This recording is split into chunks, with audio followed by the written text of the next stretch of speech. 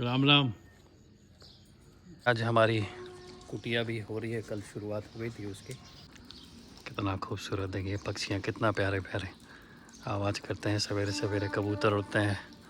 कबाड़ी इतनी ज़्यादा निकलती है ना घर से कि ये कल और इन 3-4 दिनों में समझ में आया। राम राम।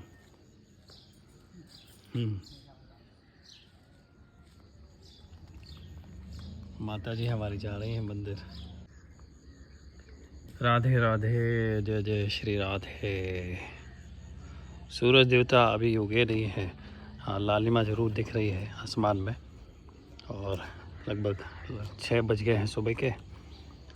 और मैं टिपिकल से अपनी जो रूटीन है चाय के साथ हाज़िर हो गया हूँ आपसे बातचीत करने के लिए और आज की व्लॉग की शुरुआत करने के लिए। तो राधे राधे और जय जय श्री राधे। ये शुरुआत सबसे अच्छी होती है। तो आज बड़ा सुहावना दिन है। रोज़ की तरह धीरे धीरे ठंड बढ़ती जा रही है।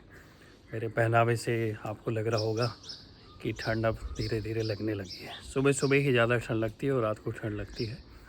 दिन में तो काफ़ी धूप हो जाती है, तो उतनी क्या ठंड बिल्कुल भी नहीं रहती है। तो हमारे छत पे आप देख ही रहे होंगे बैकग्राउंड में, और साफ़ सफाई और लिपाई पुताई का काम जो है अब धीरे धीरे समापन की तरफ बढ़ रहा है। और आज का दिन थोड़ा सा महत्वपूर्ण है मेरे लिए। उतना महत्वपूर्ण तो नहीं है, लेकिन हाँ सब परंपराएं चलती हैं तो उसका निर्वाह अपने को भी करना पड़ता है। आज कार्तिक महीने की कृष्ण पक्ष की तृतीया तिथि है। मेरे माता पिता के द्वारा इस शरीर को जन्म दिया गया, इस शरीर को इस पृथ्वी पर प्रकट किया गया जिसको आम भाषा में जन्मदिन बोलते हैं।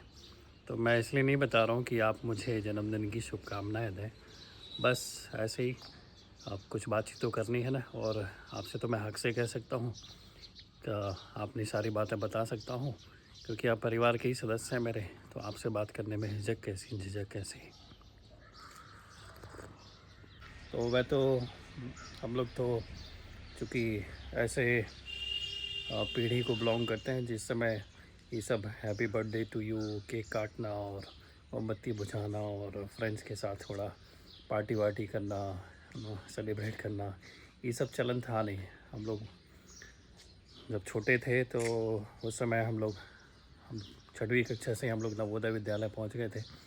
मैं नवोदय विद्यालय का ही छात्र हूँ। नरसिंहपुर में मोहानी नाम की जगह है, वहाँ पर वो हमारा नवोदय स्कूल है। देश भर में नवोदय के बहुत सारे स्कूल हैं, आप लोगों ने भी सुना होगा।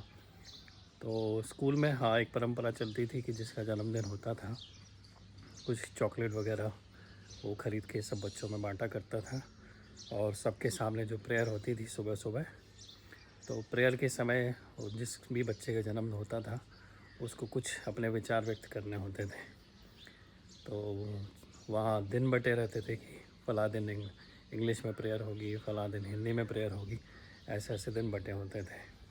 तो हमको बड़ी तैयारी करनी पड़ती थी। अगर इंग्लिश का दिन फंस गया तो और आफत। इंग्लिश में वो छोटी सी जो स्पीच कह सकते हैं जन्मदिन में, जो बच्चा उस समय उसको सबके सामने बोलना पड़ता था, तो वो तैयार करनी पड़ती थी। और एक चीज़ अवश्य बोलनी पड़ती थी कि भविष्य में आप क्या करोगे, भविष्य में आप क्या बनना चाहते हो। तो वो तो बहुत छोटी उम्र थी, कुछ सूझता नहीं था। हाँ एक दूसरे का सुन के और सलाह लेके, भाई मैं क्या बोलूँ, तुमने बोल दिया डॉक्टर तो मैं भी डॉक्टर बोलूँ तो मज़ा नहीं आता, बस कुछ डिफरेंट बोलना है। इसके लिए कोई इंजीनियर बोल दिया। हाँ डॉक्टर बड़ा कॉमन रहता था कि भविष्य में I want to become a doctor, ऐसा बच्चे लोग बोलते थे। तो ऐसे ही मेरे मित्र भी कुछ बोल दिए थे। तो अब मेरा नंबर आया तो मैं सोचने लगा कि मैं क्या बोलूँ। तो किसी ने आई स्पेशलिस्ट बोला तो मैंने कहा चलो मैं हार्ट स्पेशलिस्ट बोल देता हूँ। अब उस समय कुछ समझ में नहीं आता था, कुछ पता भी नहीं था। छोटी उम्र में क्या पता होता है। पढ़ाई भी कुछ वैसी विशेष स्पेशलाइजेशन वाली होती नहीं है। तो मैंने सोचा कि मैं बोल दूँगा मैं हार्ट स्पेशलिस्ट डॉक्टर बनना चाहता हूँ। तो बोल तो दिया, लेकिन उसके बाद हमारी जो बायोलॉजी की टीचर हैं उन्होंने बोला तुमको पता भी है क्या होता है हार्ट स्पेशलिस्ट डॉक्टर। तो कुछ नहीं बोले अपन, बोलना था इसलिए बोल दिया था अपन ने। ऐसा कुछ था तो नहीं कि हाँ कि अपने को डॉक्टर ही बनना है, हार्ट स्पेशलिस्ट बनना है, और अपन बने भी नहीं है। हाँ लेकिन एक जो हार्ट को हिंदी में हृदय बोलते हैं, उसका डॉक्टर तो नहीं बने, लेकिन उसके डॉक्टर ज़रूर मिल गए हैं।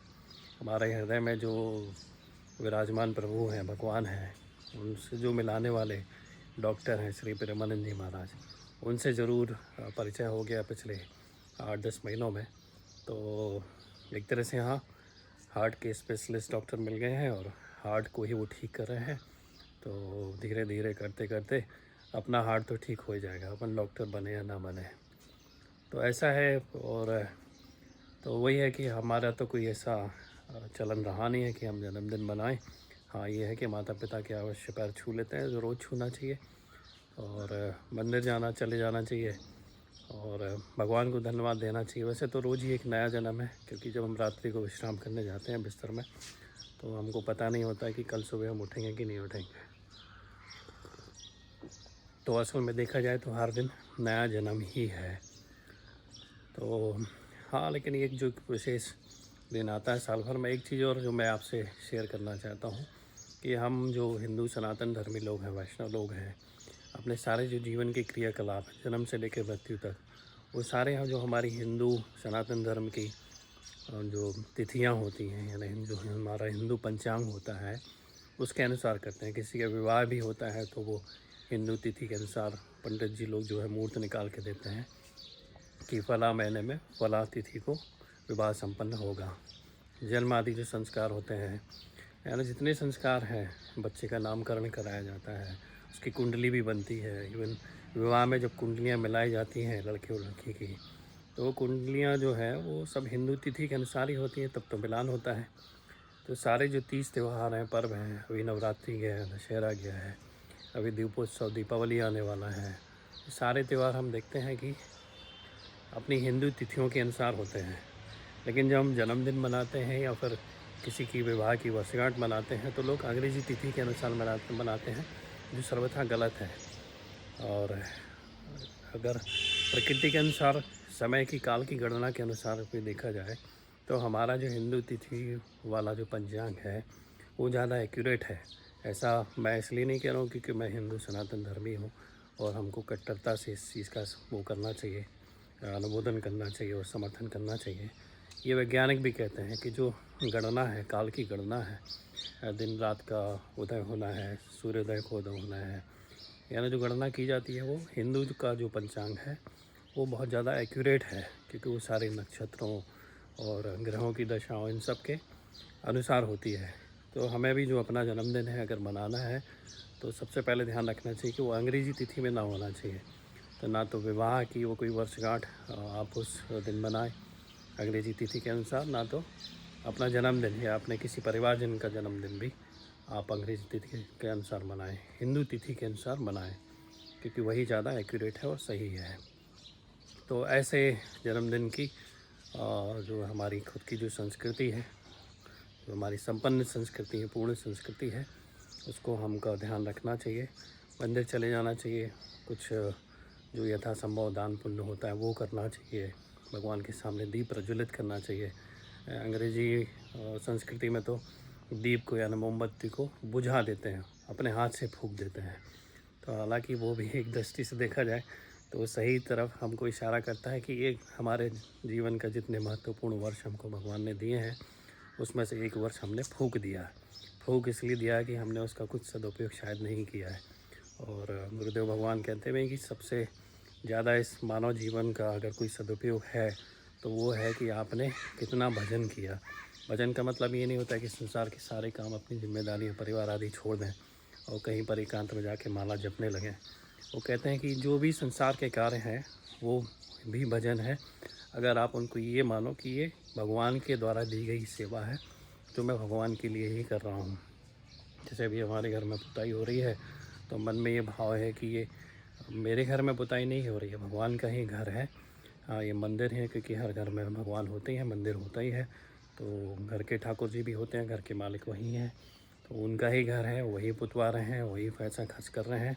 हमको बस वो निमित्त बना देते हैं हमारा सौभाग्य बढ़ाने के लिए कि चलो भाई तुम थोड़ा सा ये काम कर लो, और हमारे जीवन को सार्थक बना देते हैं। तो हर वो चीज़ जो हम संसार में करते हैं वो ये भाव रख के करें कि ये भगवान के दिए हुआ कार्य है और भगवान के लिए ही कर रहे हैं, और भगवान ऐसा कराने में हमको निमित्त मात्र बना रहे हैं। हम निमित्त हैं, ये भी अहंकार भाव उसमें नहीं आना चाहिए। तो हर चीज़ भजन हो जाती है। तो माता पिता की सेवा है, बच्चों की सेवा है, वो मेरे माता पिता हैं, वो मेरे बच्चे हैं, ये वाला भाव नहीं आना चाहिए, नहीं रहना चाहिए, तो ही वो भजन हो सकता है। ट्रेन की आवाज़, स्टेशन के पास में ही हमारा घर, इसलिए सुबह सुबह ट्रेन की आवाज़ आ जाती है। तो ऐसा भाव होना चाहिए। तो अलग से कहीं आपको भजन करने की आवश्यकता नहीं पड़ेगी, ना संसार छोड़ना पड़ेगा और ना कहीं एकांत में जाके माला जपनी पड़ेगी। हर काम भगवान को समर्पित करते जाओ, बीच बीच में मन ही मन भगवान का नाम स्मरण करते जाओ। और जैसे हम अपने बहुत सगे संबंधियों से प्रेम करते हैं, या जिस भी विषय में हमारी आसक्ति होती है, उसका हमको चिंतन करना नहीं पड़ता है, वो अपने आप चिंतन होता रहता है। तो ऐसे ही धीरे धीरे सत्संग के प्रभाव से जैसे जैसे हमारी प्रीति भगवान के प्रति बढ़ती जाती है, वैसा वैसा सूर्योदय भगवान देखिए उदय हो रहे हैं। तो जैसे जैसे सूर्योदय की भांति हमारे जीवन में भगवान की प्रति प्रेम का उदय होता जाता है, वैसे वैसे जो हर चीज़ जो है वो भजन बन जाती है। तो कुछ खाएं तो उसको भी भगवान महाराज जी कहते हैं कि छत से आपको सूर्योदय दिखा देता हूँ। भगवान को समर्पित करते जाओ कि भगवान ये सारा जो दिन है वो सब आपको समर्पित है। आपने अभी तक का जो जीवन दिया वो भी आपको समर्पित है, जो आगे जो जीवन जीऊँगा वो भी आपको ही समर्पित है। चलिए सुंदर सुंदर हम सूर्य देवता के दर्शन कर लेते हैं। जय हो सूर्याय नमः, ओम आदित्याय नमः, ओम भास्कराय नमः। जय हो श्री राधे। प्यारा प्यारा सुंदर सुंदर, कितना खूबसूरत देखिए पक्षियाँ कितना प्यारे प्यारे आवाज़ करते हैं। सवेरे सवेरे कबूतर उड़ते हैं। ये हमारी दीवार जो है ये रह गई थी, समापन की तरफ है। कल बड़ी वाली नशेनी मिल गई, तो उस पर चढ़कर जो पुताई करने वाले भैया लोग हैं वो पोत रहे हैं। तो नीचे का भी थोड़ा ही से बचा है। आज हमारी कुटिया भी हो रही है, कल शुरुआत हो गई थी उसकी। जो हमारा थोड़ा छोटा सा भजन कक्ष है, जिसमें हम थोड़ी बहुत स्वाध्याय वगैरह कर लेते हैं, नाम जप वगैरह कर लेते हैं, भगवान की कृपा से हो जाता है। तो उसकी पुताई तो कल हो गई है। जो दूसरा कक्ष है वो बचा है, वो आज हो जाएगा, तो वो भी हम आपको दिखाएंगे। तो एक बार ये थोड़ा सा कबाड़ पड़ा हुआ है, कबाड़ी इतनी ज़्यादा निकलती है ना घर से कि अब कल और इन 3-4 दिनों में समझ में आया कि जब बहुत ही आवश्यक होना तो ही कोई सामान ख़रीदना चाहिए, अदरवाइज़ बिल्कुल ख़रीदना नहीं चाहिए। नहीं तो ऐसा कोई सामान नहीं है जो एक समय के बाद कबाड़ी ना बन जाए, फिर उसको फेंकने की ही नौबत आती है। तो बहुत ख़राब हो, इससे पहले तो किसी आवश्यक व्यक्ति को जिसके पास उस चीज़ का अभाव है तो वो चीज़ दान जैसी कर देनी चाहिए, ताकि उसके लिए कुछ समय तक वो उसका उपयोग कर सके। फेंकने से तो अच्छा है कि उसको कुछ समय पहले उसको दान कर देना चाहिए।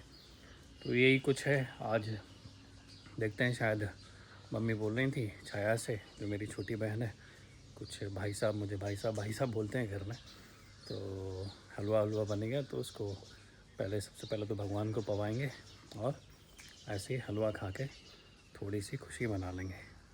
तो आप भी चाय पी लीजिए और आप भी बताइएगा कि आप किस तरह जन्म मनाते हैं, और आपका जन्म जो है अंग्रेज़ी तिथि के अनुसार कब आता है और हिंदी तिथि के अनुसार कब आता है।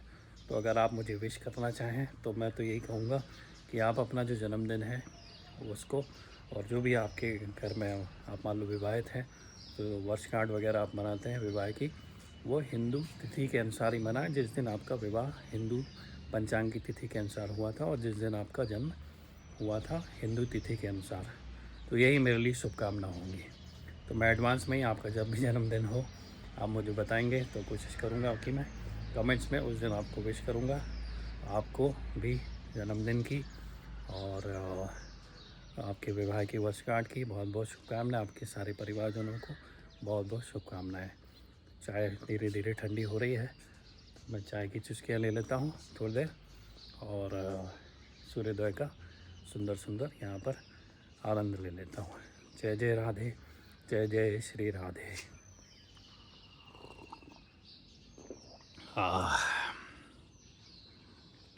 सुंदर।